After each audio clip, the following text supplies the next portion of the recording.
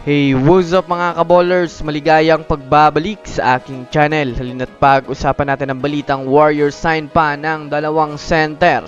Jackpot pa sa twin 7-foot big man na ito. Kilalanin, tara na't pag-usapan natin yan dito sa Basketball Hotshots.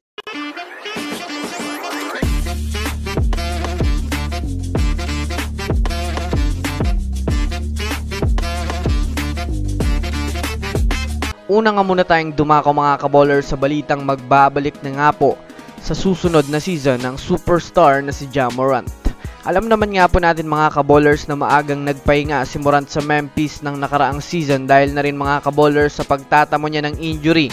Kung susumadayan nga natin mga kaballers, halos buong season mga kaballers bilang lang nga po sa kamay ang kanyang nilaro dahil sa maraming parusa ang ibinigay sa kanya.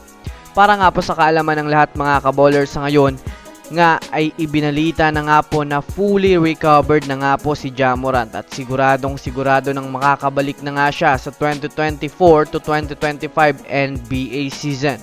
Kaya naman sa ngayon mga kaballers ay marami na naman mga fans ni Ja Morant ang excited na makita nila ang kanilang idol na maglaro ulit sa liga. Sa katunayan mga kaballers, makakapaghanda nga po mga kaballers si Ja Morant lalo pat mahaba-haba nga po mga kaballers ang kanyang naging pahinga at mas malaki ang oras niya na makapag-ensayo.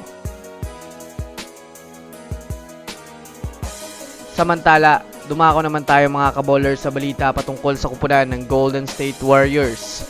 Alam naman nga po natin mga kaballers na gumagawa na ang Warriors ngayon ng solid team para sa susunod na season. Yes mga kaballers, alam naman nga natin ang nakaraan na big man ang kanilang problema sa kanilang lineup. Ngunit sa ngayon nga po mga kaballers ay masasabi nating kompleto na nga po ang kanilang mga sentro. Bukod pa dyan mga kaballers kay Trayce Jackson-Davis at Kevon Looney ay mayroon pa silang bagong 7-foot big man na si Quinton Post.